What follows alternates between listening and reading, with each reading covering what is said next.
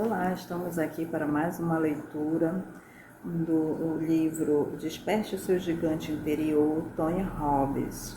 Capítulo 7, Como conseguir o que você realmente quer. Frase: são puras todas as emoções que aglutinam e elevam você. É impura a emoção que toma apenas uma parte do seu ser e assim o distorce. De Rainer Maria Rilke. Dei-me o primeiro ataque.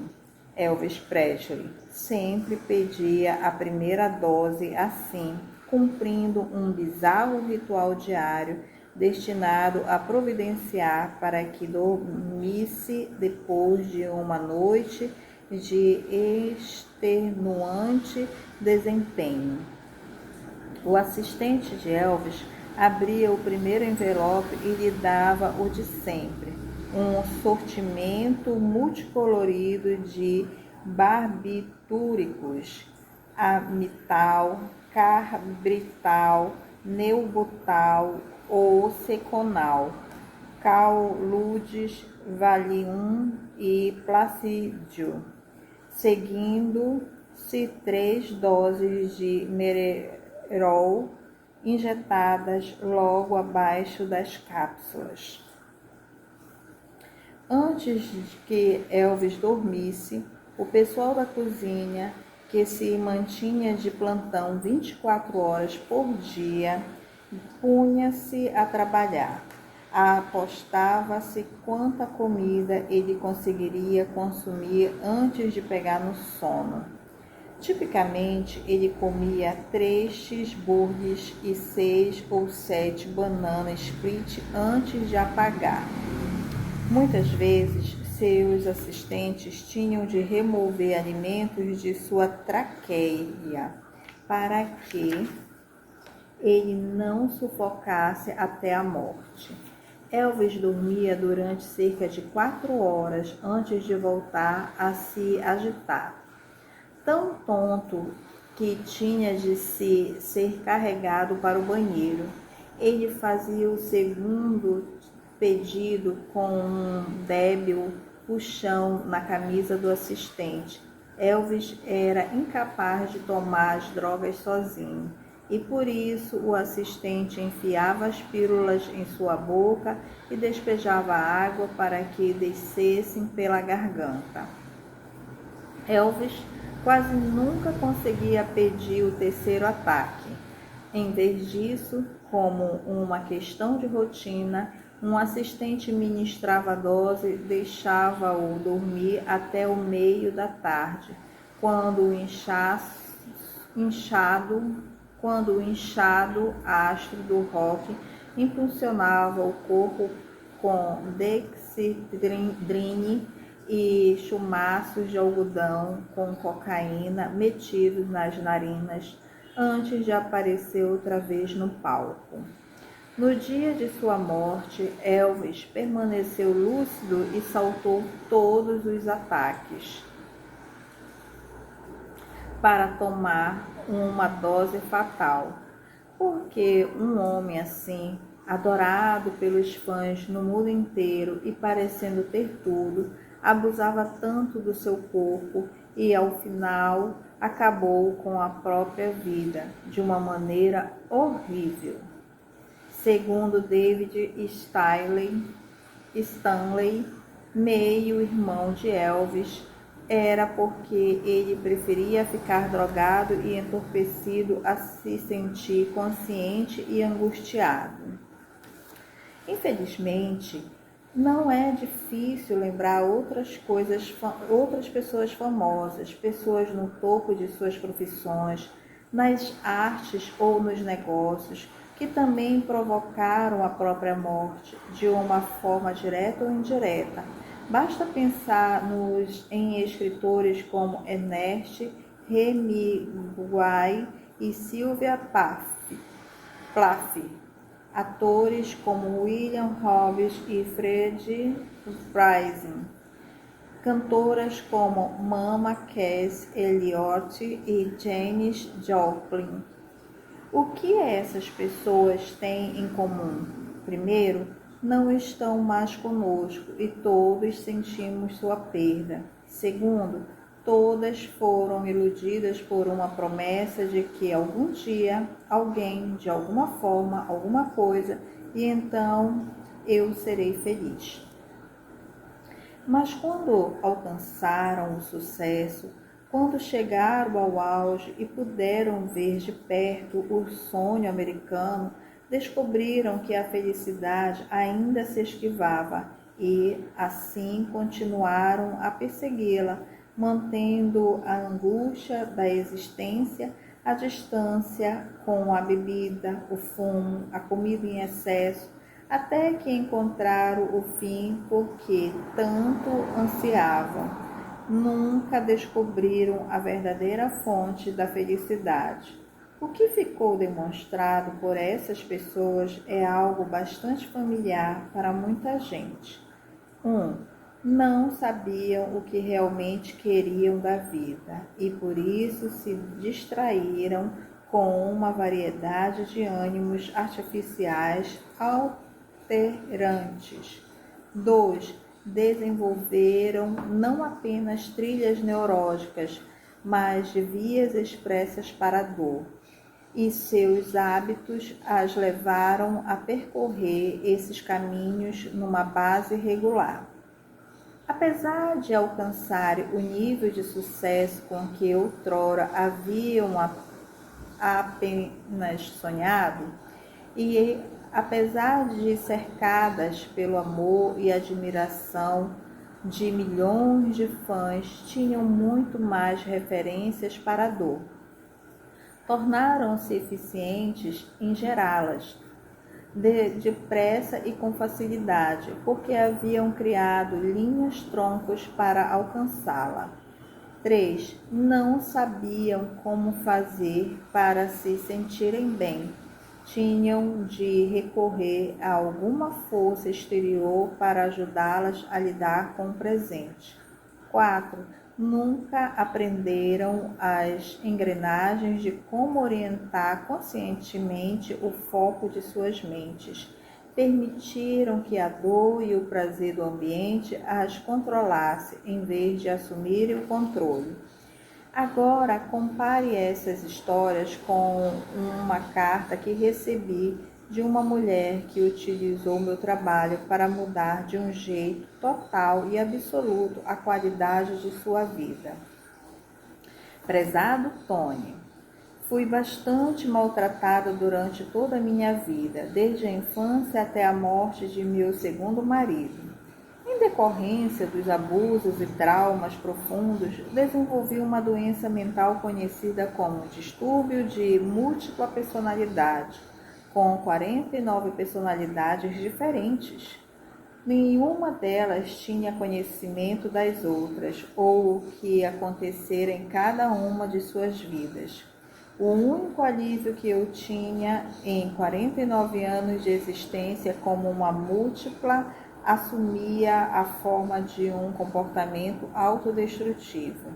Sei que parece estranho, mas a automutilação me proporcionava algum alívio. Depois de uma das minhas muitas tentativas de suicídio, fui internada no hospital e entregue aos cuidados de um médico.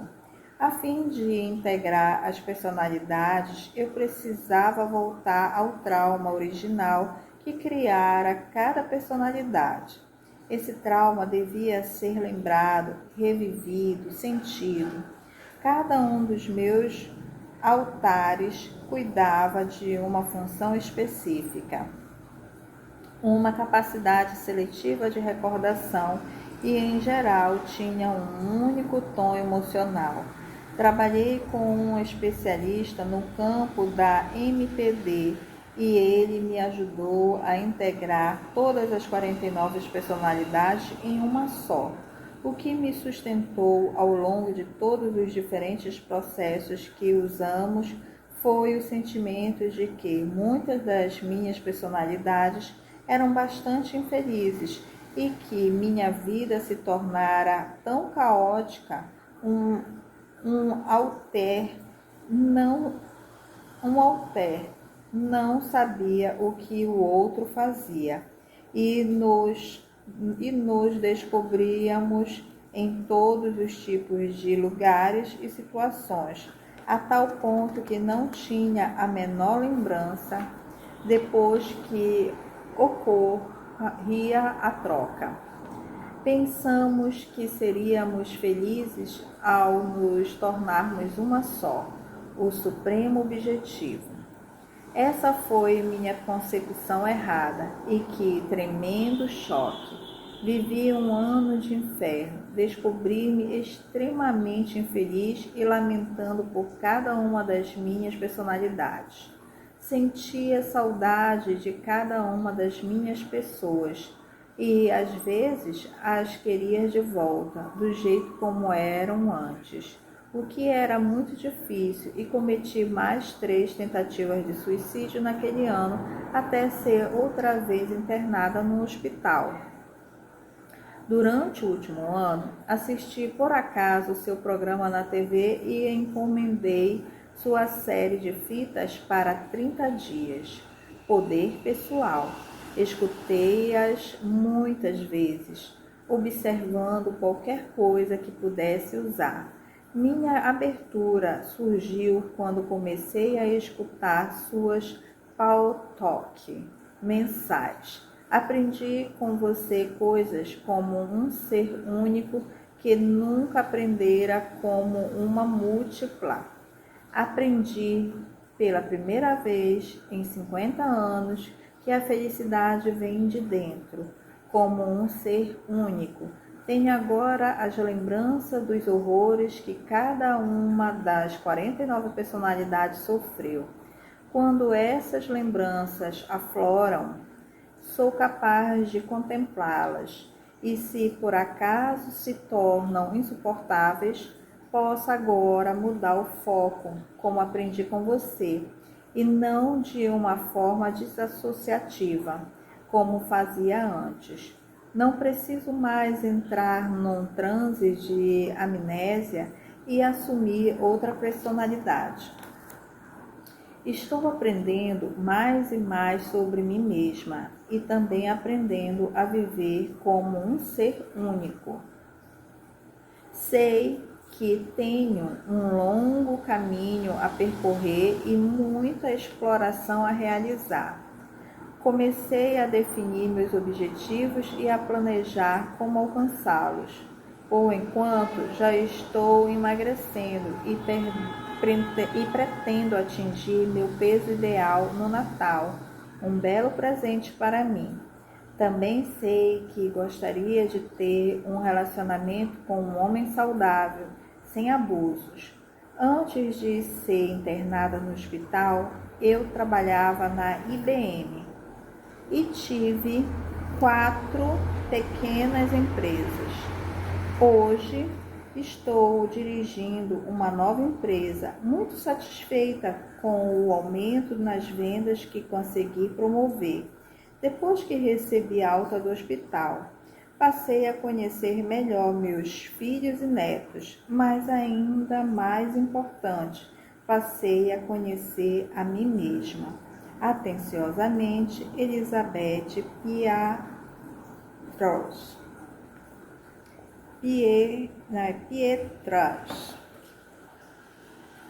O que você quer? Pergunte a si mesmo o que realmente deseja na vida. Quer um casamento amoroso, o respeito de seus filhos? Quer muito dinheiro, carros velozes, um empreendimento próspero, visitar lugares exóticos, ver pessoalmente monumentos históricos? Quer ser idolatrado por milhões de pessoas como artista do rock ou se tornar uma celebridade como uma estrela no Hollywood Brother? Quer deixar sua marca para a posteridade como o inventor de uma máquina de viajar no tempo? Quer trabalhar como Madre Teresa para salvar o mundo ou assumir um papel ativo na criação de um impacto ecológico? Qualquer que seja a coisa que você queira ou anseie, deve perguntar a si mesmo: por que eu quero isso? Não deseja belos carros, por exemplo, porque no fundo anseia pelos sentimentos de realização e prestígio que acha que acarretariam, porque deseja uma vida familiar maravilhosa, é porque acha que lhe proporcionará sentimentos de amor, intimidade, afeição, quer salvar o mundo por causa dos sentimentos de contribuição e fazer uma diferença que acredita que isso lhe trará. Em suma, não é verdade que, no fundo, você quer apenas mudar a maneira como se sente? Tudo se resume ao fato de que você quer essas coisas ou resultados porque as encara como um meio de alcançar determinados sentimentos, emoções ou estados que deseja. Quando beija alguém, o que o faz se sentir bem naquele momento? É o tecido úmido em contato com o tecido humano que desencadeia o sentimento? Claro que não. Se fosse verdade, beijar seu cachorro proporcionaria a mesma coisa.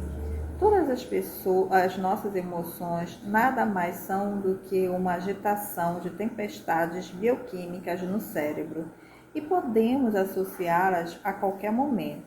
Mas primeiro devemos aprender a assumir o controle consciente delas, em vez de viver em reação. A maioria das reações emocionais são adquiridas no ambiente. Modelamos deliberadamente algumas e tropeçamos em outras. A mera consciência desses fatores é a base para a compreensão do poder do Estado. Sem a menor dúvida, tudo o que fazemos é para evitar dor ou obter prazer.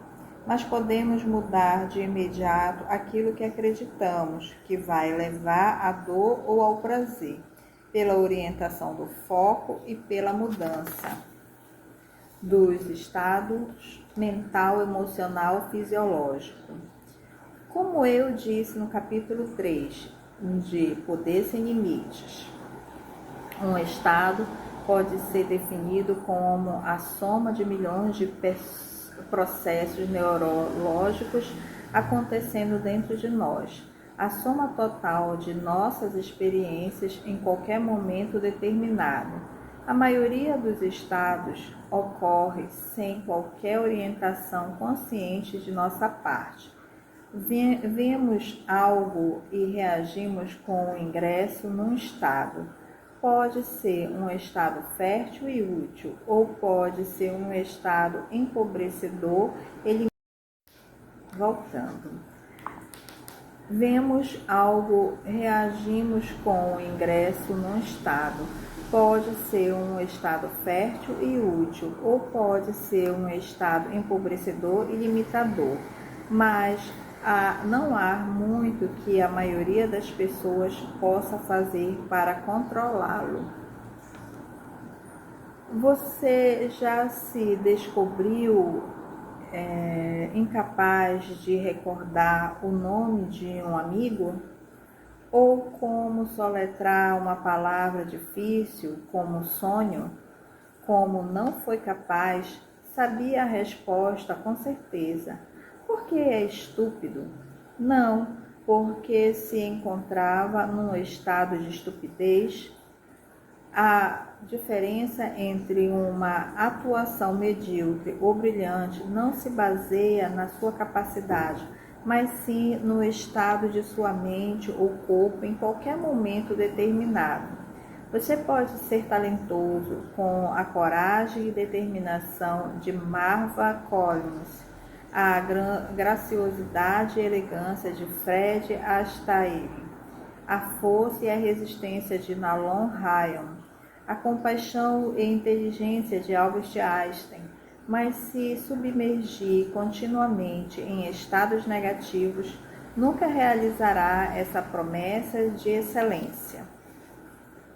Mas se conhecer o segredo do acesso a seus estados mais férteis, poderá literalmente fazer maravilhas. O estado em que você se encontra em qualquer momento específico determina as suas percepções da realidade e, em consequência, suas decisões e seus comportamentos. Em outras palavras, seu comportamento não é o resultado de sua capacidade, mas do estado em que se encontra no momento. Para mudar sua capacidade, mude seu estado. Para aproveitar os incontáveis recursos que existem dentro de você, ingresse num estado de aproveitamento e expectativa ativa e observe os milagres ocorrerem. Mas como podemos mudar nossos estados emocionais? Pense em seus estados como a operação de um aparelho de televisão. Para ter cores firmes, com um som incrível, é preciso ligar o aparelho.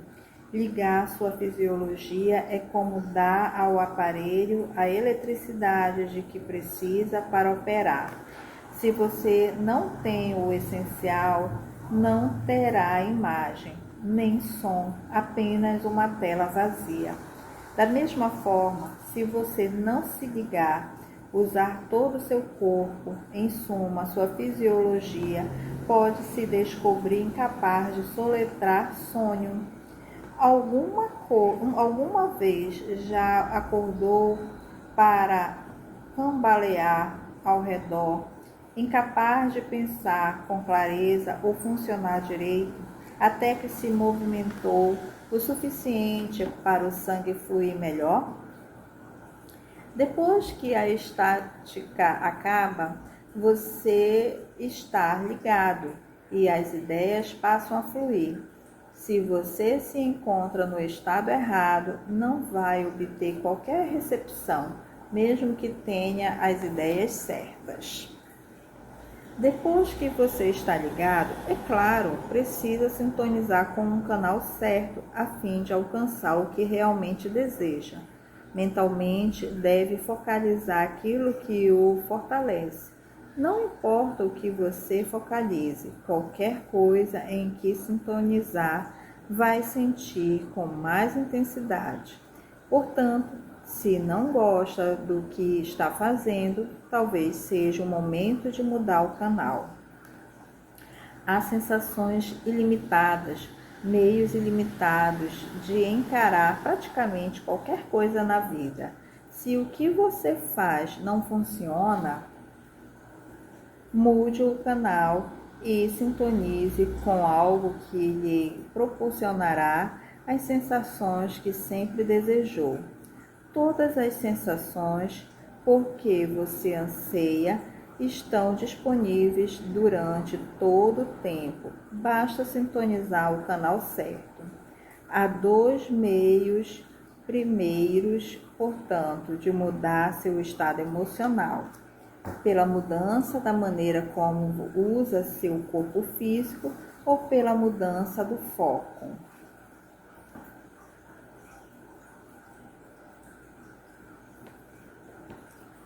Fisiologia: o poder do movimento. Uma das distinções mais importantes que tenho feito é simplesmente a seguinte: a emoção é criada pelo movimento. Tudo o que sentimos é o resultado da maneira como usamos nossos corpos. Até mesmo mudanças mínimas nas expressões faciais ou gestos mudarão a maneira como nos sentimos em qualquer momento determinado e, por conseguinte, a maneira como analisamos nossa vida, a maneira como pensamos e como agimos. Experimente algo ridículo por um segundo. Finja que é um maestro um tanto entediado e sisudo, balançando os braços no movimento ritmado. Faça-o bem devagar. Não se excite. Faça-o como uma rotina e cuide para que o seu rosto reflita um estado de tédio. Repare como se sente. Agora, levante as mãos, bata palmas com toda a força, estique os braços para trás o mais depressa que puder, com um sorriso tolo no rosto. Intensifique isso, acrescentando o movimento vocal de um som alto e explosivo. O movimento do ar por seu peito, garganta e boca vai mudar, como se sente de uma forma ainda mais radical.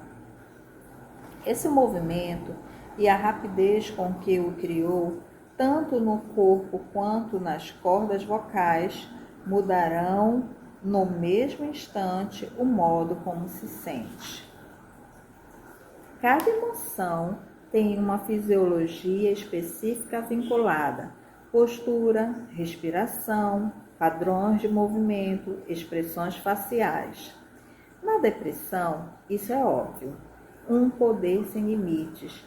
Falei em poder sem limites. Falei sobre os atributos físicos da depressão, onde seus olhos se focalizam, qual é a sua postura e assim por diante. A partir do momento em que aprende a usar o corpo, é o cardápio bem curto de opções e de opções emocionais.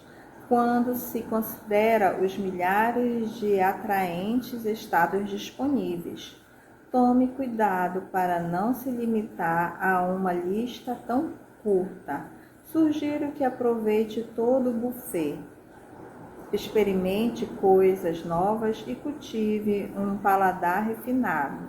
Que tal experimentar mais entusiasmo, fascínio, jovialidade, intriga, sensualidade, desejo, gratidão, encantamento, curiosidade, criatividade, capacidade, confiança, indignação, ousadia, reflexão, bondade, gentileza, humor? Por que não organizar sua própria lista longa? Você pode experimentar qualquer dessas coisas pela simples mudança da maneira como usa seu corpo, Pode se sentir forte, pode sorrir, pode mudar qualquer coisa num instante com uma simples risada. Você já deve ter ouvido o adágio antigo. Algum dia você vai olhar para trás e rir disso. Se é verdade, por que não olhar para trás e rir agora? Por que esperar? Desperte seu corpo, aprenda a colocá-lo em estados agradáveis, não importa o que possa ter acontecido. Como? Crie energia pela maneira como pensa em alguma coisa de modo reiterado e mudará as sensações que vinculará a essa situação no futuro. Se repetidamente usar o corpo de maneira fraca, se arriar os ombros numa base regular, se andar como se estivesse cansado, você vai mesmo se sentir cansado. Como poderia fazer o contrário? O corpo segue suas emoções. O estado emocional começa a afetar o corpo e se torna uma espécie de círculo vicioso. Repare na maneira como está sentado neste momento. Trate de se empertigar, tá certo? Crie mais energia em seu corpo, enquanto continua não apenas a ler, mas também a absorver esses princípios. Quais são as coisas que você pode fazer imediatamente para mudar seu estado e, com isso, a maneira como sente o seu desempenho? Aspire fundo pelo nariz, exale com força pela boca, ponha um enorme sorriso no rosto, sorria para seus filhos. Se quer de fato mudar sua vida, assuma um compromisso para os próximos 7 dias, de passar 1 minuto 5 vezes por dia, sorrindo de orelha a orelha, diante do espelho. Vai se sentir meio idiota, mas lembre-se de que com esse ato físico estará acionando a parte correspondente do cérebro e criando um caminho neurológico para o prazer que se tornará habitual. Portanto, faça isso e divirta-se. Melhor ainda, saia para trotar em vez de correr. É uma maneira poderosa de mudar seu estado, porque acarreta 4 coisas. 1. É um excelente exercício. 2. Exigirá menos esforço do corpo que a corrida. 3. Você não conseguirá manter uma expressão séria. 4. Vai divertir todo mundo que passar, ou seja, estará mudando também os estados de outras pessoas, fazendo-as rir. E que coisa poderosa é o riso, meu filho Joshua. Tem um amigo chamado Matt, que ri com tanta facilidade que se torna contagiante, e todos ao redor desatam a rir também. Se você quer realmente melhorar sua vida, aprenda a rir. Além dos 5 sorrisos por dia, obrigue-se a rir sem qualquer motivo. 3 vezes por dia durante 7 dias. Numa pesquisa recente realizada pela revista Entertainment Weekly, descobriu-se que 82% das pessoas que vão ao cinema querem rir, 7% querem chorar e 3% querem gritar. Isso dá uma ideia de quanto prezamos as sensações de riso acima de muitas outras coisas. E se você leu os livros de Norman Cousins ou do Dr. Deepak Chopra ou do Dr. Beignet Siegel, ou se estudou alguma coisa de psiconeuroimunologia, sabe o que o riso pode fazer pelo corpo físico, estimulando o sistema imunológico. Por que não encontrar alguém que ria e imitá-lo? Divirta-se um pouco. Diga: pode me fazer um favor? Você tem uma risada sensacional. Gostaria de imitá-lo. Pode me ensinar? Garanto que vão rir um do outro no processo. Respire da maneira como a outra pessoa respirar. Assuma a mesma postura, os mesmos movimentos do corpo, use as mesmas expressões faciais, emita os mesmos sons. Vai se sentir um idiota quando começar, mas depois de algum tempo pegará o jeito e logo os dois estarão rindo histericamente por parecerem tão tolos. No processo, porém, você começará a abrir a rede neurológica para criar o riso numa base regular. À medida que fizer isso, muitas e muitas vezes, vai descobrir que rir se torna mais fácil e com certeza se divertirá. Frase: conhecemos muito, sentimos pouco, ou pelo menos sentimos bem pouco das emoções criativas de que uma boa vida deriva. Bertrand Russell. Qualquer um pode continuar a se sentir bem, se já se sente bem. Não é preciso muito esforço para conseguir isso, mas o fundamental na vida é ser capaz de se fazer sentir bem quando a pessoa não se sente bem ou quando nem mesmo quer se sentir bem. Saiba o que você pode fazer isso num instante, usando o corpo como um instrumento para mudar de estado.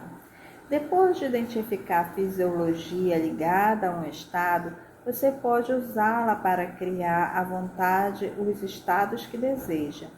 Trabalhei há alguns anos com John Denver, um homem que me impressiona não apenas por seu talento musical, mas também porque sua personalidade particular tem uma consonância absoluta com a imagem pública.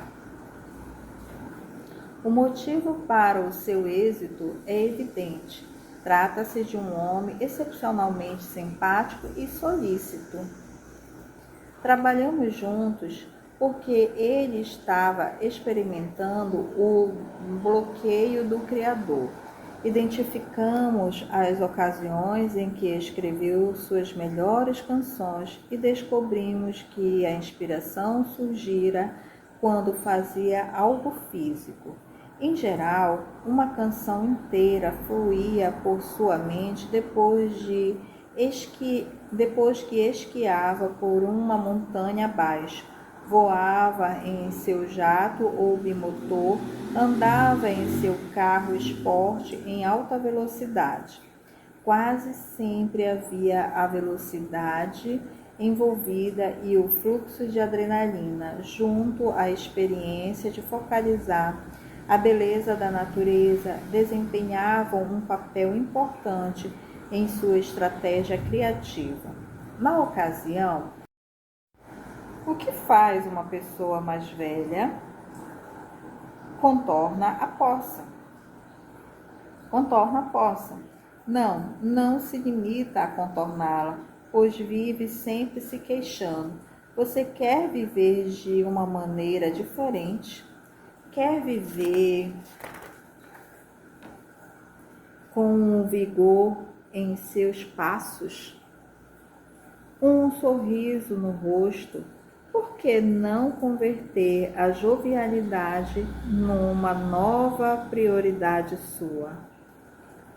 Faça com que se sentir bem seja sua expectativa. Não precisa de um motivo para se sentir bem. Está vivo, pode se sentir bem sem nenhum motivo. Foco, o poder da concentração.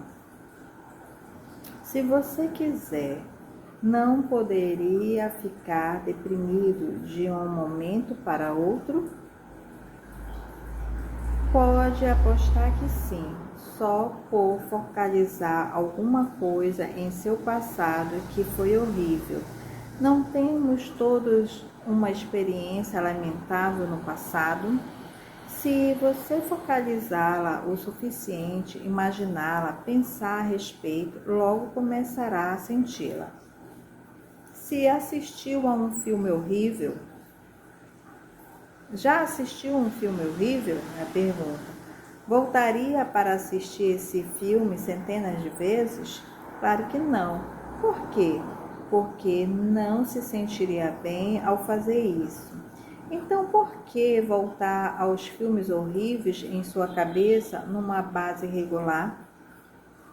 Porque se assistir nos seus papéis de que menos gosta, contracenando com a artista que menos aprecia?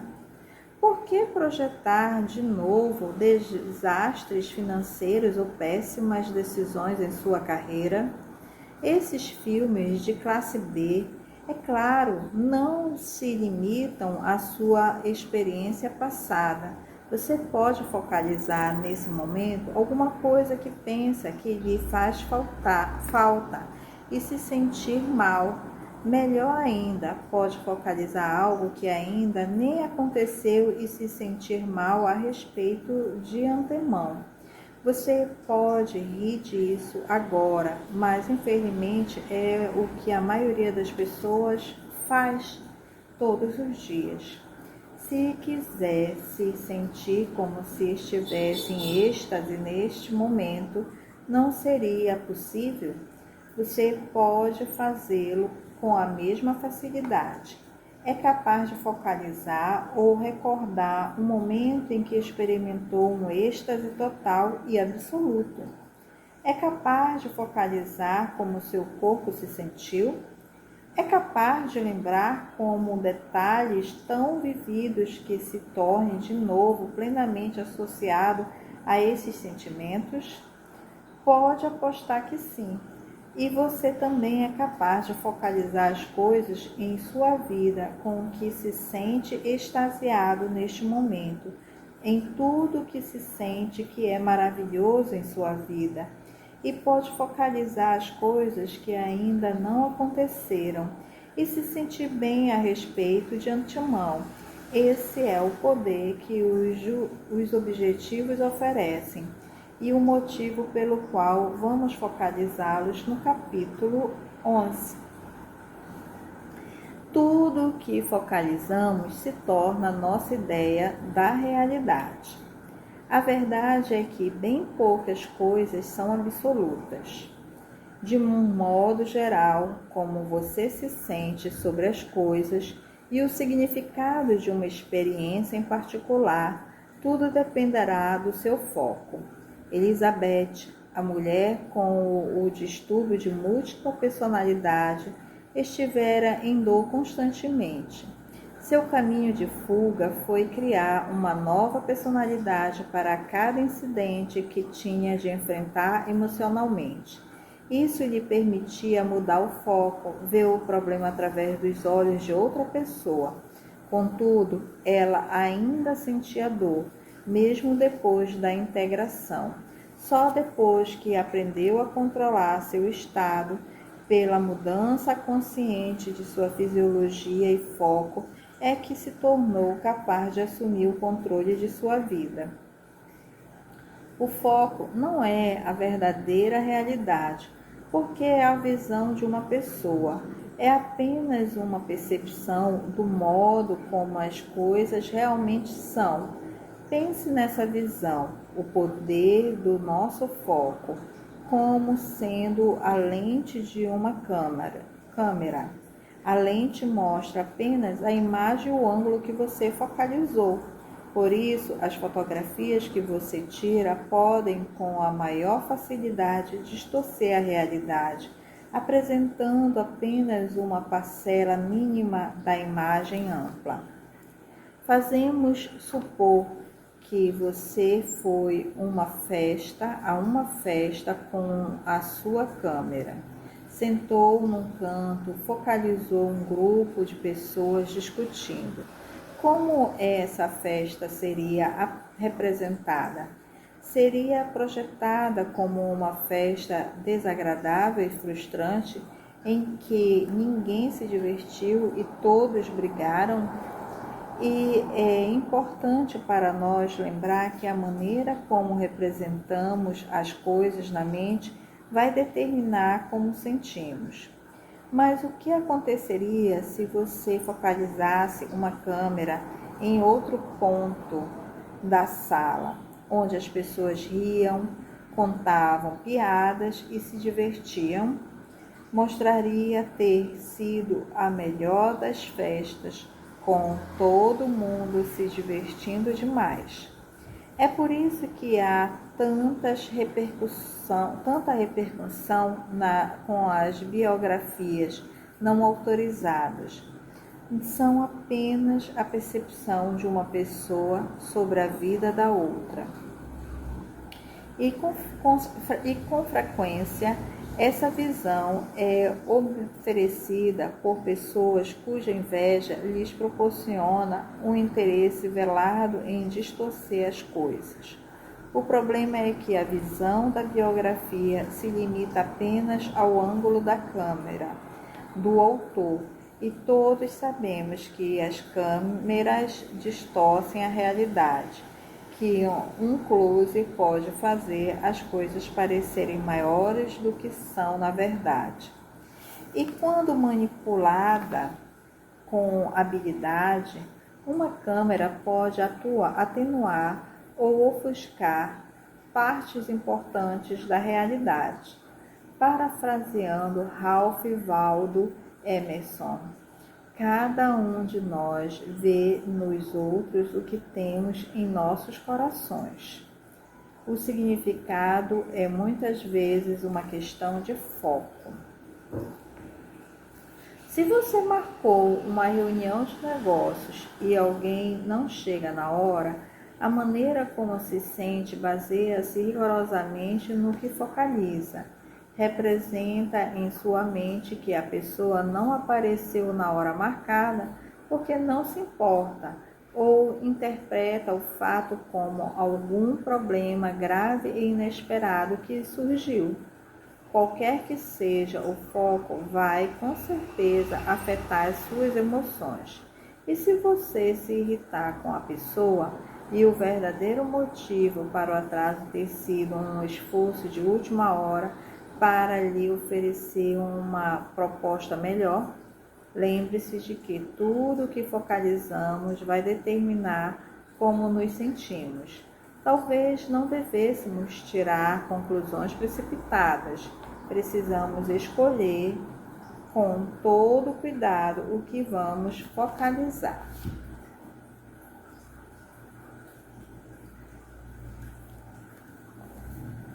O foco determina se você percebe sua realidade como boa ou má, se se sente feliz ou triste.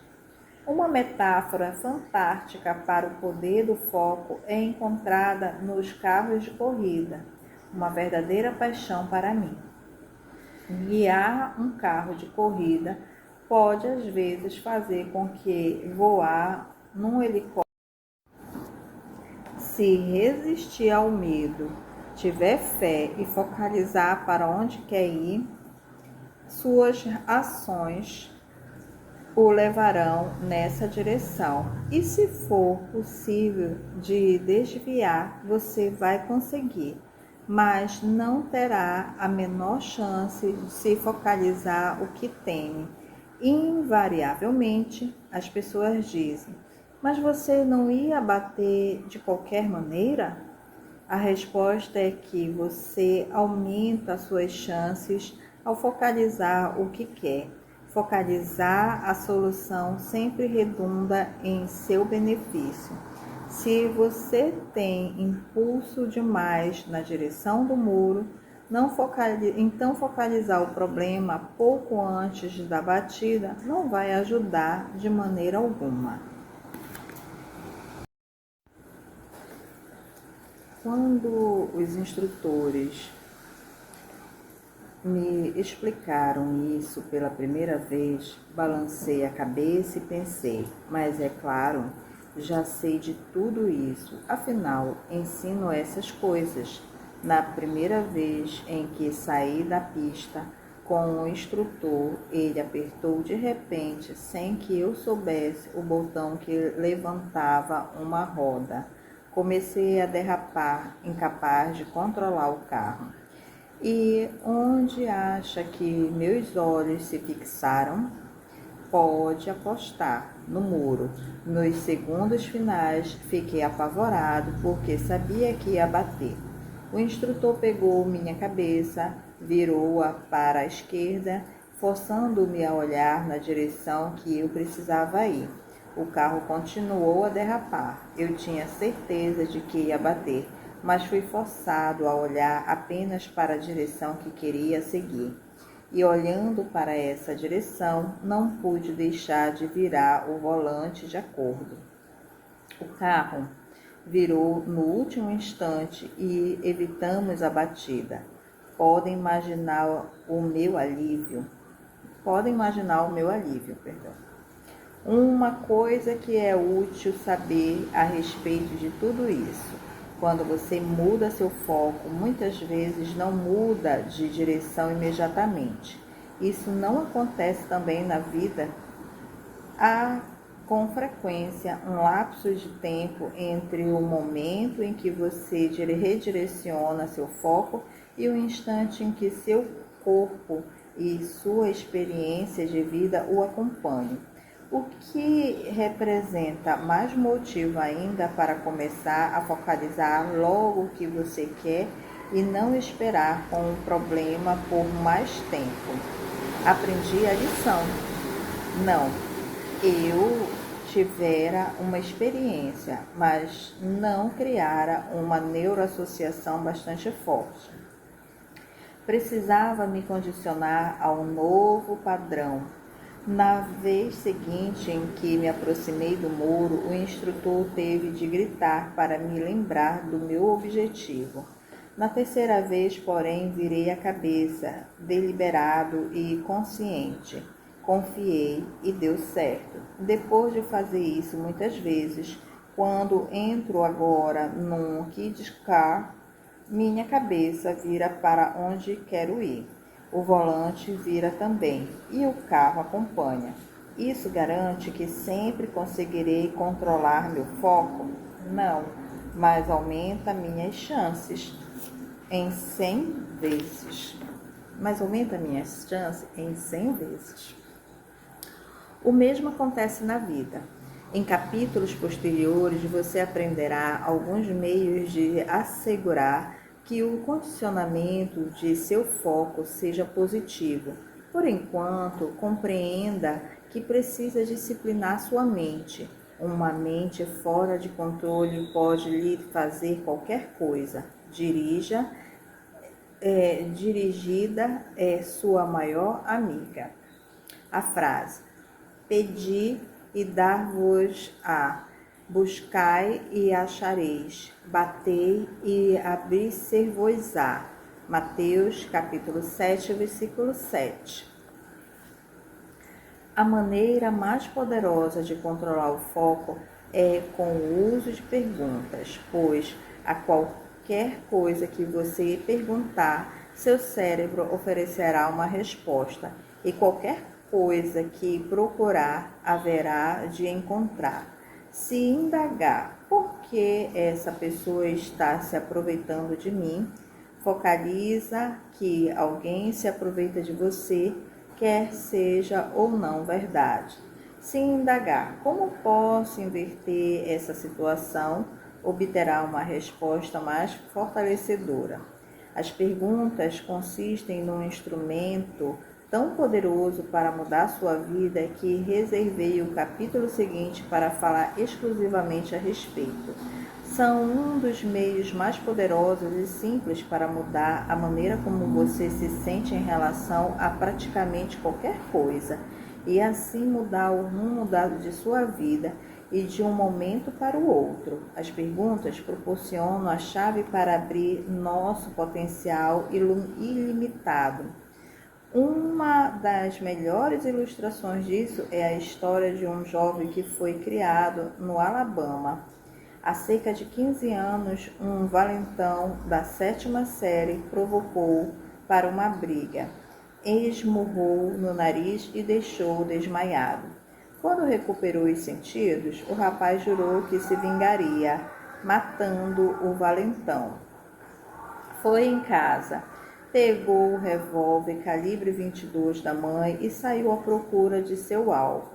Naquele momento, seu destino pairava na balança. Com um valentão na mira da arma, ele podia disparar. Não é apenas o que você focaliza, mas como. Nossa experiência do mundo é criada pela coleta de informações com o uso dos 5 sentidos. Cada um de nós, no entanto, tende a desenvolver um modo de foco predileto ou uma modalidade. Não é apenas o que você focaliza, mas como. Nossa experiência de mundo é criada pela coleta de informações com o uso dos 5 sentidos. Cada um de nós, no entanto, tende a desenvolver um modo de foco predileto ou uma modalidade, como muitas vezes se chama. Algumas pessoas, por exemplo, recebem um impacto maior do que veem. O sistema visual tende a ser predominante. Para outras, os sons são os gatilho para as grandes experiências da vida, enquanto para alguns o tato é a base de tudo. Mesmo dentro de cada um desses modos de experiência, porém, há elementos específicos de imagens, sons ou outras sensações que podem ser mudados para aumentar ou diminuir a intensidade da experiência. Esses ingredientes básicos são chamados de submodalidades. Por exemplo, você pode pegar uma imagem em sua mente e depois pegar qualquer aspecto dessa imagem, uma submodalidade, e mudá-lo para mudar seus sentimentos a respeito. Pode dar mais brilho à imagem, mudando no mesmo instante a quantidade de intensidade com que sente a experiência. Isso é conhecido como mudar uma submodalidade. Provavelmente o maior conhecedor de submodalidades é Richard Bandler, cofundador da programação neurolinguística. A linhagem de estudiosos desse assunto data do trabalho básico sobre os 5 sentidos de Aristóteles, que divide em categoria os modelos de percepção. Você pode elevar ou baixar radicalmente sua intensidade de sentimento em relação a qualquer coisa pela manipulação das submodalidades. Elas afetam como você se sente em relação a tudo. Se experimenta alegria, frustração, admiração ou desespero. Compreendê-las permite não apenas mudar como se sente em relação a qualquer experiência em sua vida, mas também mudar o que significa para você e, com isso, o que pode fazer a respeito.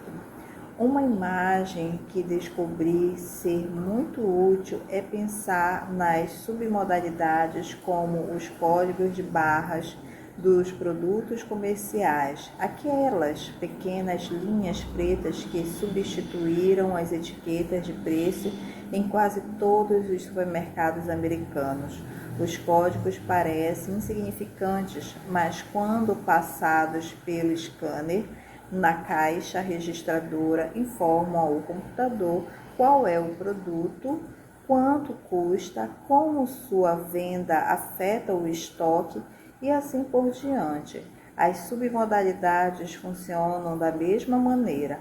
Quando acionadas por meio do scanner do computador, que chamamos cérebro, informam qual é a coisa, como se sentir a respeito e o que fazer. Você possui seus próprios códigos de barra e há uma lista surgindo junto às perguntas a formular para determinar qual deles vai usar. Por exemplo, se você tende a focalizar as modalidades visuais e a quantidade de satisfação que obtém de uma lembrança específica, é provavelmente uma consequência direta das submodalidades de tamanho, cor, brilho, distância e quantidade de movimento na imagem visual que projetou. Se representa para si mesmo como submodalidades auditivas, então como se sente depende do volume, ritmo, tonalidade e outros fatores similares que atribui. Por exemplo, algumas pessoas, para se sentirem motivadas, precisam primeiro sintonizar um determinado canal. Se o seu canal predileto é visual, então focalizar os elementos visuais de uma determinada situação lhe proporciona mais intensidade emocional. Para outras pessoas, situação lhe proporciona mais intensidade emocional. Para outras pessoas, os canais importantes são o auditivo ou sinestético. E para algumas, a melhor estratégia funciona como uma combinação para se abrir um cofre. Primeiro, a tranca visual deve ser alinhada, depois a auditiva, em seguida a sinestética. Todos os 3 indicadores precisam ficar alinhados no ponto certo e na ordem certa para o cofre se abrir. A partir do momento em que você tiver consciência disso, vai perceber que as pessoas estão constantemente usando palavras em uma linguagem cotidiana para indicar em que sistema e em que submodalidade se encontram sintonizadas. Escute as maneiras como descrevem suas experiências e aceite literalmente. Por exemplo, nas duas últimas frases usei os termos sintonizadas e escute. É evidente que são indicações auditivas. Quantas vezes já ouviu alguém dizer: "Não posso me imaginar fazer isso"? Então, estão dizendo qual é o problema? Se pudessem se imaginar a fazer, entrariam num estado em que se sentiriam que poderiam fazer acontecer. Alguém pode ter lhe dito uma coisa, uma ocasião. Você está enxergando as coisas. Se você estava transtornado demais, é bem possível que as pessoas tivessem razão. Talvez você estivesse absorvendo as imagens em sua mente e tornando-as muito maiores, o que tende a intensificar a experiência. Se alguém diz, isso está me sufocando, você pode ajudar a fazer com que a pessoa se sinta menos angustiada com a situação, levando assim a um estado melhor para cuidar do problema. Se alguém diz, estou me desligando, você pode ajudá-lo a sintonizar de novo a fim de que ele possa mudar de estado. Nossa capacidade de mudar a maneira como sentimos depende da capacidade de mudar as submodalidades. Devemos aprender a assumir o controle dos vários elementos com que representamos as experiências e mudá-los de uma maneira que apoie os resultados desejados. Por exemplo, você já se descobriu a dizer que precisa ficar à distância de um problema? Se isso já aconteceu, eu gostaria de que tentasse uma coisa. Pense numa situação que o esteja desafiando no momento. Faça uma imagem em sua mente, depois pense que está empurrando essa imagem para mais e mais longe. Paire por cima, contemple o problema lá embaixo com uma nova perspectiva. O que acontece com sua intensidade emocional? Para a maioria das pessoas diminui. E se a imagem se torna mais indistinta e menor? Agora pegue a imagem do problema e torne-a maior, mais nítida e mais próxima. Para a maioria das pessoas isso a identifica. Empurre a imagem para trás, observe o sol a derretê-la. Uma mudança simples em qualquer um desses elementos é como mudar os ingredientes numa receita. Vão com certeza alterar o que você experimenta no corpo. Embora eu tenha discorrido a fundo sobre as submodalidades em Poder Sem Limites, volto ao assunto aqui porque quero ter certeza de que você vai absorver essa distinção. É fundamental para a compreensão de muito do trabalho que fazemos neste livro. Expressões comuns baseadas em submodalidades visuais. Isso deixa o meu dia mais claro, isso põe as coisas numa perspectiva melhor, isso tem alta prioridade. Esse cara tem um passado negro, vamos ver o quadro mais amplo. Esse problema continua a me enfrentar de frente. Submodalidades auditivas. Ele vive emitindo estática O problema é gritar comigo, estou ouvindo direito, parei tudo o que fazíamos com um ranger de pneus, o cara está fora do ritmo, isso soa maravilhoso. Submodalidades sinestéticas. Esse cara é escorregadio. A pressão aumenta e diminui. Essa coisa está pensando em mim. Sinto que carrego todo o peso nas costas. Esse concerto é mesmo quente. Estou totalmente imerso nesse projeto. Ele fez um quadro, apresentou essas submodalidades. Lembre-se, a maneira como você se sente em relação às coisas é instantaneamente alterada por uma alteração nas submodalidades. Por exemplo, pense em algo que aconteceu ontem. Apenas por um instante, imagine essa experiência. Tire a imagem da memória e projete-a para trás de você. Pouco a pouco, empurre-a para trás até que fique a quilômetros de distância pequena, apenas um ponto vago na escuridão. A impressão é que aconteceu ontem ou há muito tempo. Se a lembrança é agradável, traga-a de volta. Caso contrário, deixe-a lá atrás. Quem precisa focalizar uma lembrança assim? Em contraste, você teve algumas experiências maravilhosas em sua vida. Pense numa agora, uma experiência que tenha acontecido há muito tempo. Recorde as imagens dessa experiência. Traga-as do fundo da memória.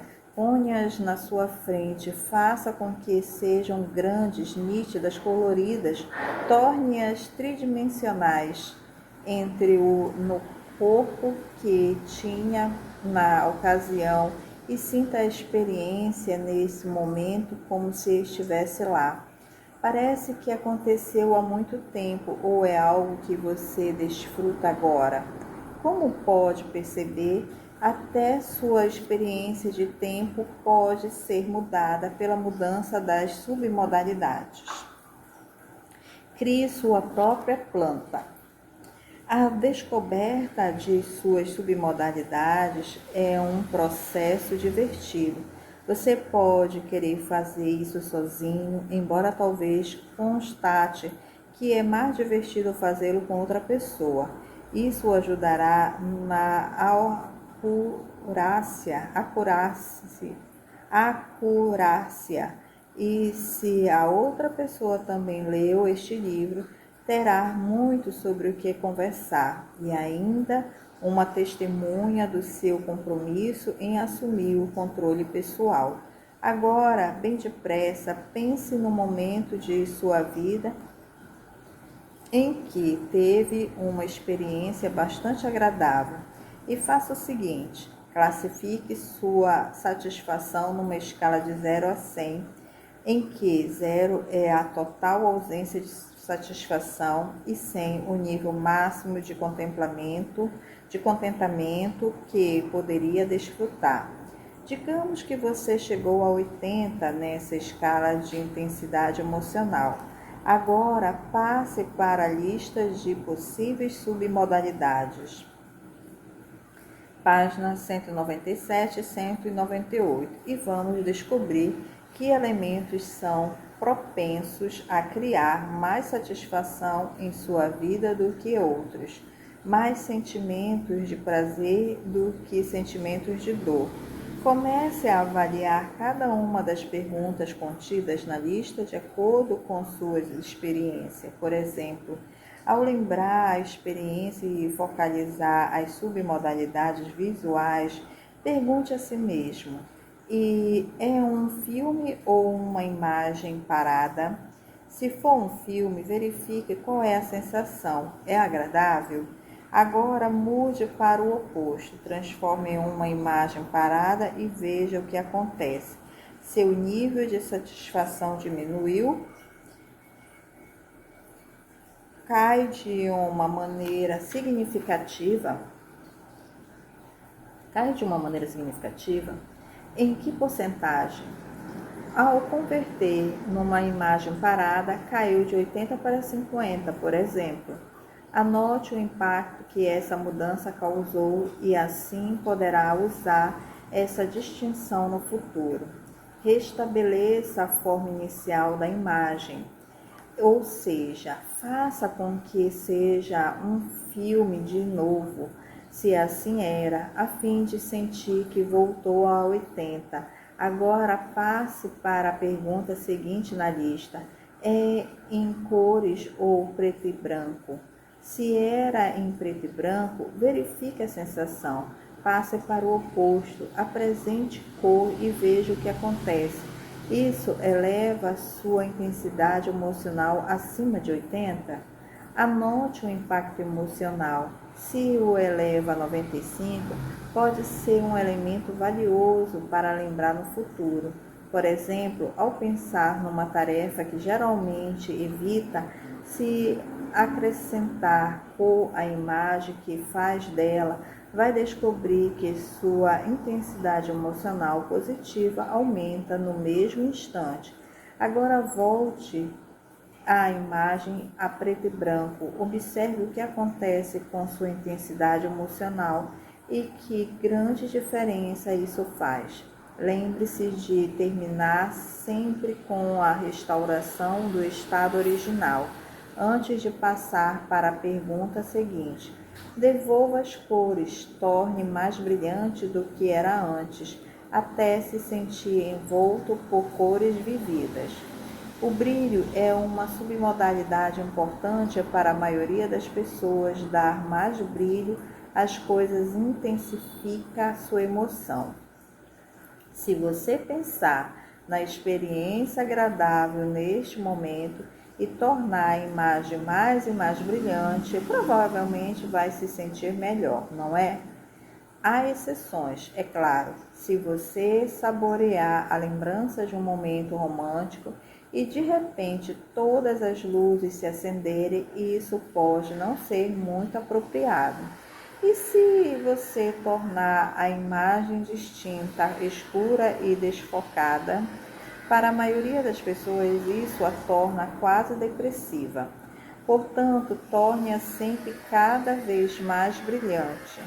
Continue pela lista, verificando qual dessas submodalidades visuais muda mais sua intensidade emocional.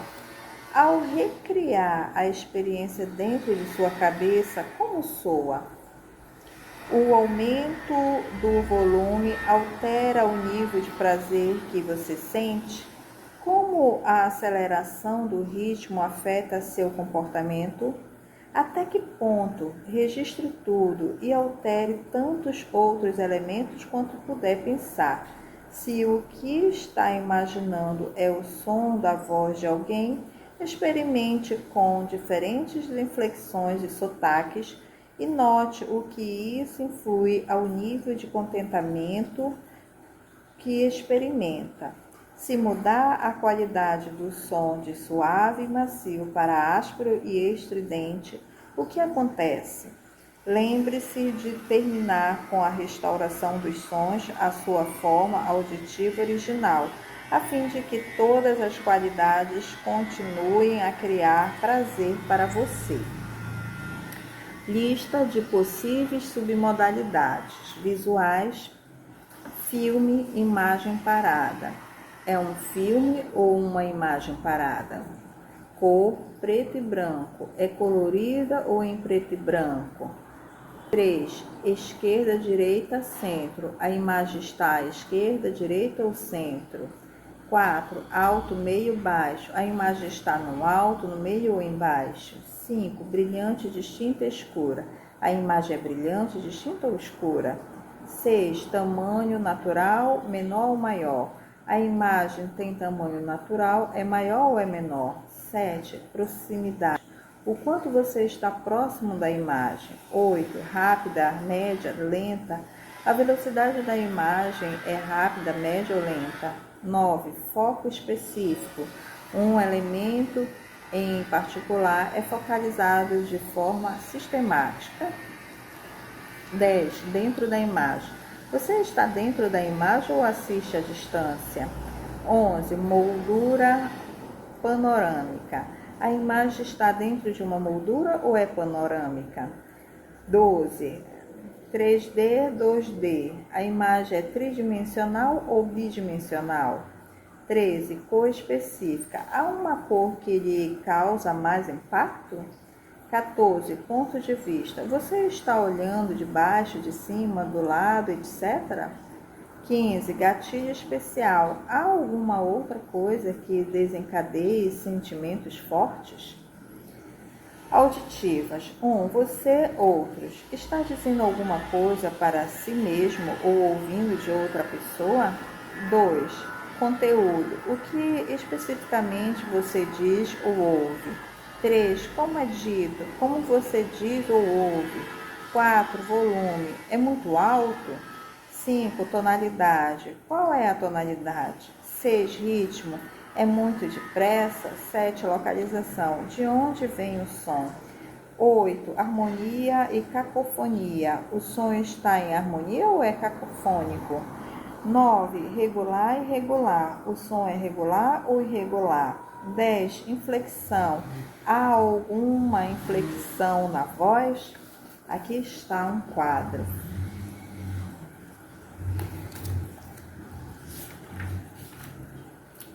11. Certas palavras. Certas palavras são enfatizadas? 12. Duração. Quanto tempo o som dura? 13. Singularidade. O que há de singular no som? 14. Gatilho especial. Há alguma outra coisa que desencadeie sentimentos fortes? Sinestético. 1. Mudança de temperatura. Houve uma mudança de temperatura? Para quente ou para frio? 2. Mudança de textura. Houve uma mudança de textura para áspero ou liso? 3. Rígida, flexível. É rígida ou é flexível? 4. Vibração. Há vibração? 5. Pressão. Houve um aumento ou duração na pressão? 6. Localização da pressão. Onde a pressão estava localizada? 7. Tensão, relaxamento. Houve um aumento de tensão ou relaxamento? 8. Movimentação, direção e velocidade. Houve movimento? Se houve, qual a direção e a velocidade? 9. E respiração. Qualidade da respiração. Onde começou e onde acabou? 10. Peso. É pesado ou leve? 11. Constante, intermitente. Os sentimentos são constantes ou intermitentes? 12. Mudança de tamanho e forma. Mudou o tamanho ou forma? 13. Direção. Os sentimentos entravam ou saíam do corpo? 14. Gatilho especial. Há alguma coisa que desencadeie sentimentos fortes? Ao final, focalize as submodalidades sinestéticas ao recordar a experiência agradável. A mudança dos vários elementos sinestéticos intensifica ou diminui o prazer. O aumento da temperatura faz com que se sinta mais confortável ou deixa irritado. Focalize sua respiração. Como está respirando? Se mudar a qualidade da respiração de rápida e superficial para longa e profunda, como isso afeta a qualidade de sua experiência? Note que diferença isso faz e escreva. E a textura da imagem? Altere isso. Passe de macia e fofa para úmida e escorregadia, viscosa e pegajosa. Ao passar por todas essas mudanças, como seu corpo se sente, anote tudo. Depois que fizer experiências com toda a lista de submodalidades, volte e ajuste até que aflore a imagem mais agradável. Faça com que seja bastante real a fim de poder tirar o máximo de proveito. Ao efetuar esses exercícios, vai constatar que algumas dessas submodalidades são muito mais poderosas para você do que outras. Todos somos diferentes e cada um tem os seus meios preferidos de representar suas experiências. O que você acaba de fazer, na verdade, foi criar uma planta que indica como seu cérebro está sintonizado. Mantenha-a e use-a. Vai ser útil algum dia, talvez até hoje. Sabendo que submodalidades o acionam, você saberá como aumentar as emoções positivas e diminuir as emoções negativas. Por exemplo, se você sabe que projetar algo grande, brilhante e trazê-lo para bem perto pode intensificar sua emoção de forma considerável, é capaz de se motivar a fazer uma determinada coisa pela mudança de suas imagens, de forma a que atendam a esses critérios.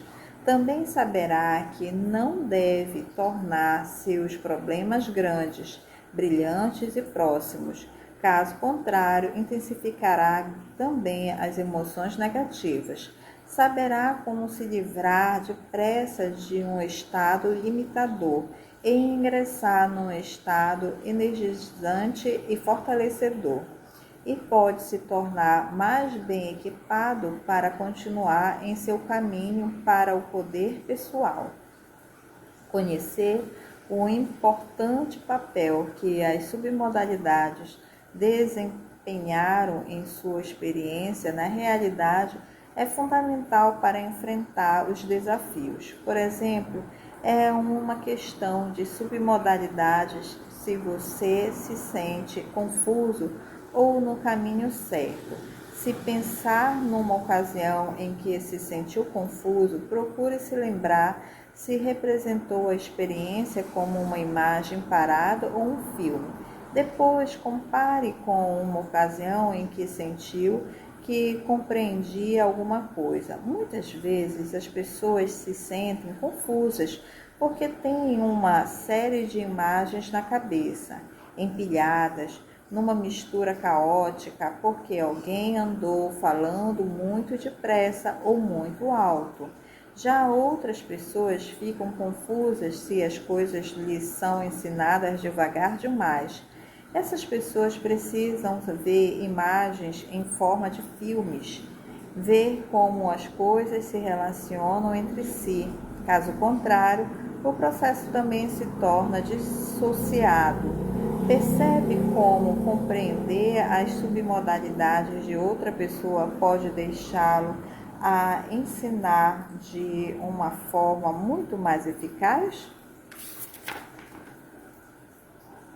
O problema é que a maioria das pessoas aceita os padrões limitadores, faz com que se tornem grandes, brilhantes, próximos, ruidosos ou pesados, quaisquer que sejam as submodalidades com que estamos mais sintonizados, e depois especula por que se sente sufocada. Se algum dia ingressou nesse estado e conseguiu sair, provavelmente porque você ou outra pessoa pegou uma imagem e mudou-a, reorientando o foco, até que você finalmente disse: ora, não era uma coisa tão grande assim, ou trabalhou num determinado aspecto e, ao fazê-lo, no entanto, acabou chegando à conclusão de que não parecia um projeto tão grande. Afinal, todas essas estratégias são simples e muitas foram apresentadas em Poder Sem Limites. Neste capítulo, estou esperando que você aguce seu apetite e passe a ter conhecimento de sua existência. Mude seus estados e mude sua vida. Você pode agora mudar seu estado de muitas maneiras e todas são bem simples. Pode mudar sua fisiologia imediatamente, apenas mudando a respiração. Pode mudar o foco ao determinar o que focalizar. ou a ordem das coisas que focaliza ou como focaliza. Pode mudar suas submodalidades. Se tem focalizado em uma forma sistemática, o pior que pode acontecer, não há desculpa para continuar a fazer isso. Comece agora a focalizar o melhor. O segredo da vida é ter tantos meios de orientá-la que se torna uma arte. O problema da maioria das pessoas é dispor apenas de uns poucos meios de mudar o seu estado. Comem demais, bebem demais, dormem demais, fumam ou consomem drogas. Nada disso nos fortalece e tudo pode ter consequências desastrosas e trágicas. O maior problema é que muitas dessas consequências são cumulativas e por isso nem percebemos o perigo até que já é tarde demais.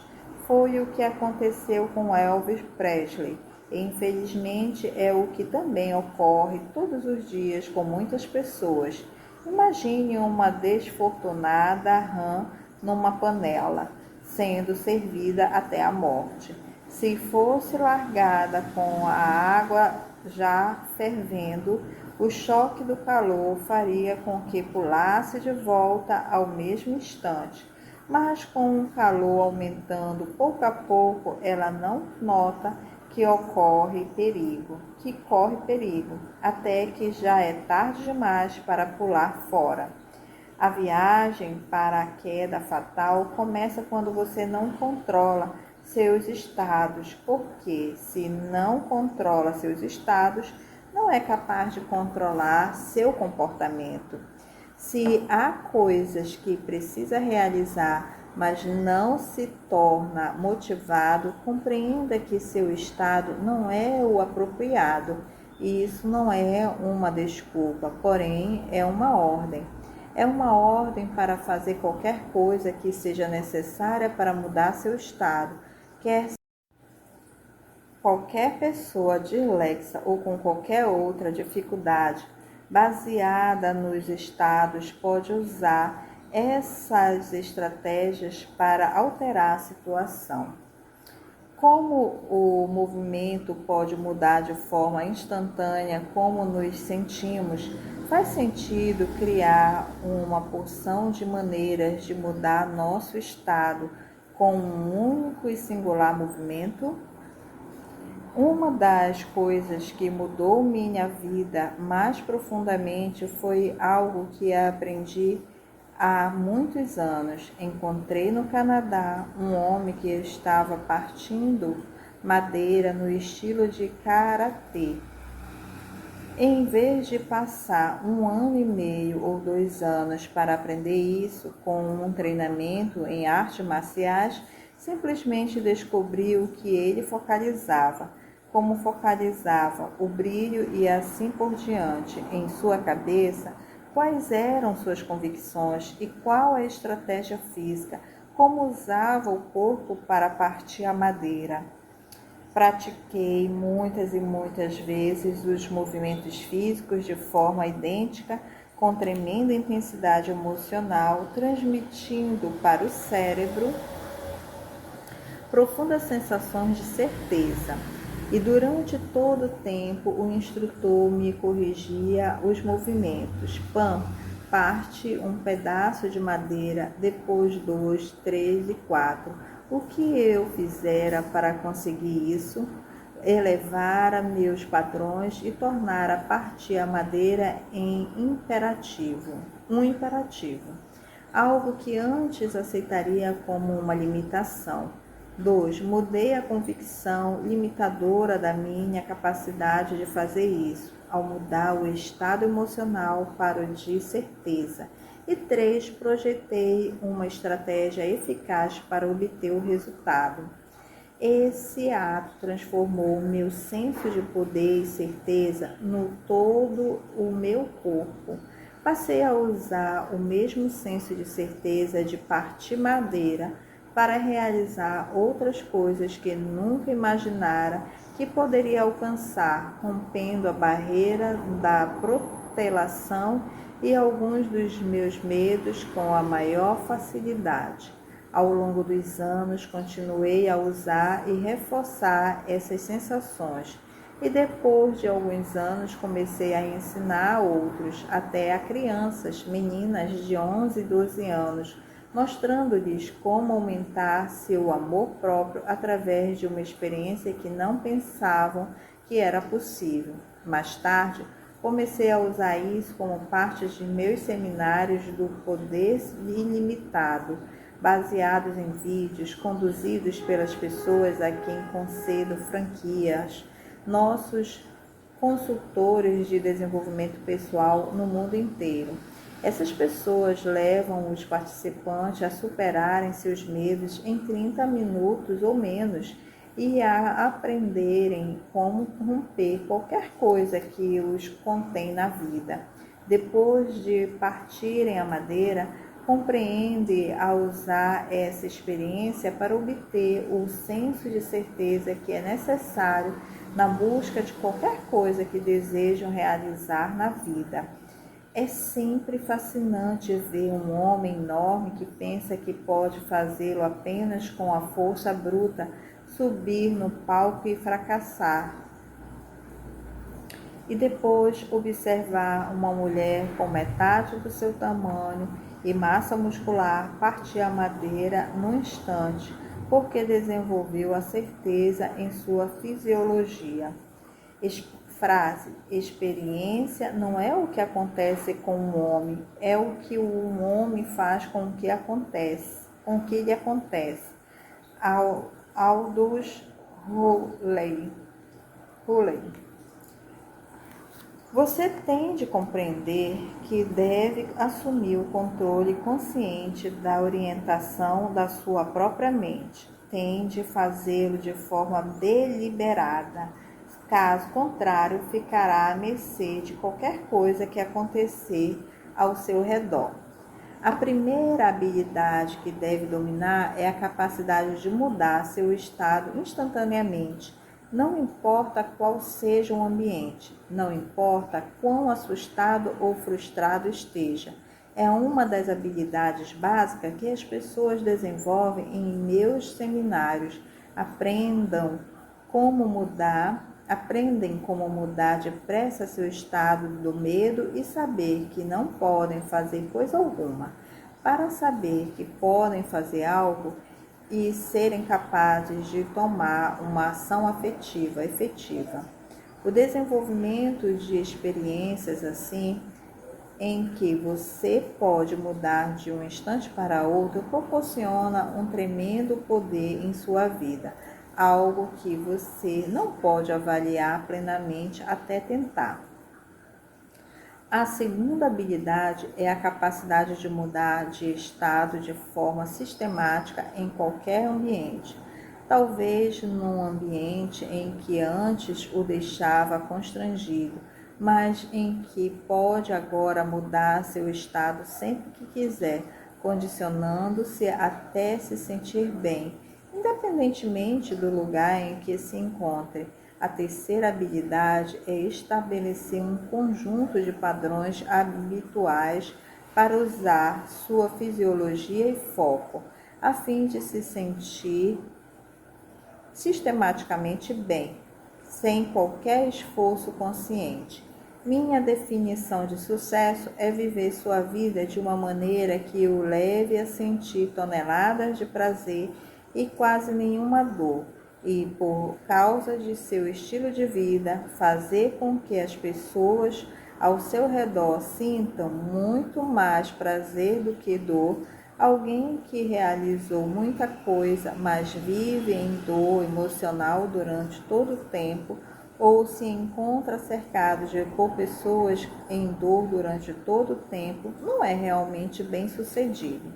O quarto objetivo é possibilitar que outros mudem seu estado de um momento para outro, mudem seu estado em qualquer ambiente e mudem seu estado pelo resto da vida. É isso que meus representantes aprendem a fazer em seminários e no trabalho individual com pacientes. Portanto, o que você precisa para lembrar deste capítulo? Tudo o que você realmente quer na vida é mudar como se sente. Mais uma vez, todas as suas emoções não passam de tempestades bioquímicas em seu cérebro e você pode controlá-las a qualquer momento que quiser. Pode sentir o êxtase agora ou pode sentir dor ou depressão. Tudo depende de você. Não precisa de drogas ou qualquer outra coisa externa para conseguir isso. Há meios muito mais eficazes e, como você já aprendeu no capítulo sobre convicções, as drogas podem ser sobrepujadas pelas substâncias químicas que você cria em seu próprio corpo ao mudar o foco e a maneira como usa a sua fisiologia. Essas substâncias químicas são muito mais poderosas do que virtualmente qualquer substância externa. A frase "cada momento grandioso nos anais do mundo é o triunfo de algum entusiasmo", Ralph Waldo Emerson. Você sabe como pode fazer se sentir bem? Você sabe como pode fazer se sentir bem? É a pergunta. Numa viagem de negócios a Toronto, eu me sentia fisicamente estressado por causa de uma intensa dor nas costas. Enquanto o avião descia, comecei a pensar no que precisava fazer ao chegar ao hotel. Já seriam 22h30 da noite, né? E teria de levantar cedo na manhã seguinte a fim de conduzir meu seminário. Poderia comer alguma coisa. Afinal, não comera nada durante o dia inteiro, mas já era muito tarde. Poderia organizar meus papéis e assistir ao noticiário da TV. Nesse instante, compreendi que todas essas ações não passavam de estratégias para sair da dor e alcançar algum nível de prazer. Contudo, nenhuma delas era tão compulsiva assim.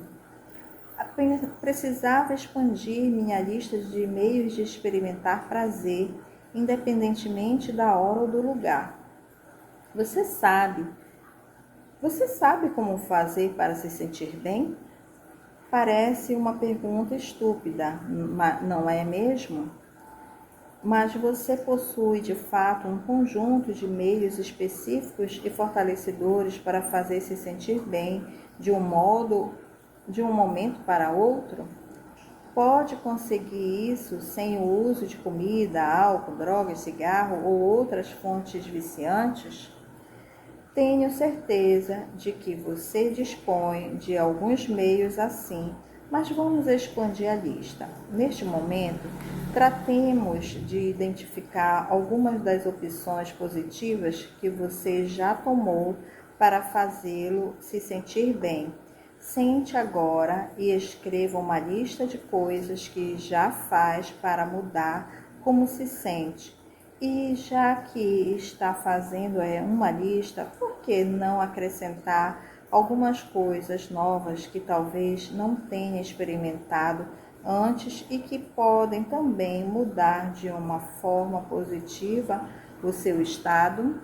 A lista de meios de mudar como me sinto para ir da dor ao prazer e me sentir bem imediatamente. Faça uma lista. Não pare enquanto não tiver, no mínimo, de 15 meios para se sentir bem instantaneamente. O ideal seria ter pelo menos 25. Este é um exercício a que você pode querer voltar até ter 100 meios. Quando fiz minha lista, constatei que tocar música era um dos meios mais poderosos que eu podia usar para mudar meu estado num instante.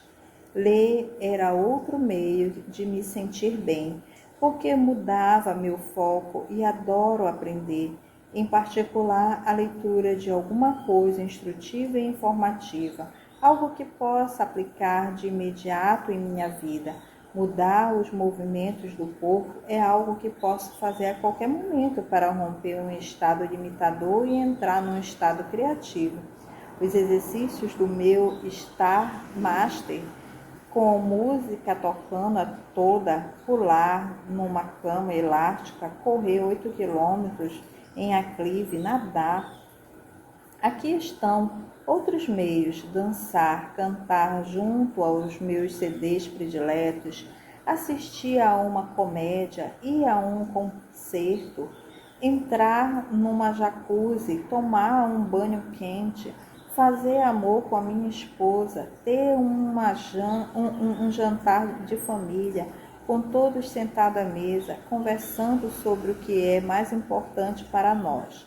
Abraçar e beijar meus filhos, abraçar e beijar Becky, levá-la para assistir a um filme como Ghost, em que nos desmanchamos em lágrimas, criar uma nova ideia, uma nova companhia, um novo conceito, refinar ou melhorar qualquer coisa que eu esteja fazendo no momento, criar qualquer coisa, contar piadas para os amigos, fazer coisas que me leve a sentir que estou contribuindo, conduzir qualquer dos meus seminários, em particular os enormes, uma de minhas submodalidades prediletas, aprofundar minhas recordações, lembrar com nitidez uma experiência maravilhosa que tive recentemente ou no passado dentro de um diário. Se você não tem um plano para o prazer, terá para a dor. Todo segredo aqui é criar uma imensa lista de meios para se fazer sentir bem, a fim de não precisar recorrer a meios que sejam destrutivos. Se vincular dor aos hábitos destrutivos e mais prazer aos novos e fortalecedores, vai descobrir que a maioria destes é acessível na maior parte do tempo. Torne essa lista uma realidade. Desenvolva um plano para o prazer em cada um e todos os dias. Não se limite a acalentar a esperança de que o prazer vai surgir de alguma forma. Prepare-se para o êxtase, abra o espaço para o prazer. Estamos falando aqui, mais uma vez, sobre o condicionamento do sistema nervoso, corpo e foco mental para uma busca incessante, a fim de que tudo em sua vida o beneficie. Basta lembrar que, se você continua a ter um padrão emocional limitador, é porque está usando o corpo de uma maneira habitual ou ainda focaliza de um meio enfraquecedor. Se é o seu foco que precisa ser alterado, há um instrumento incrível que pode mudá-lo num instante. Você deve saber que. Aí continuaremos no próximo capítulo. Muito obrigada e até breve.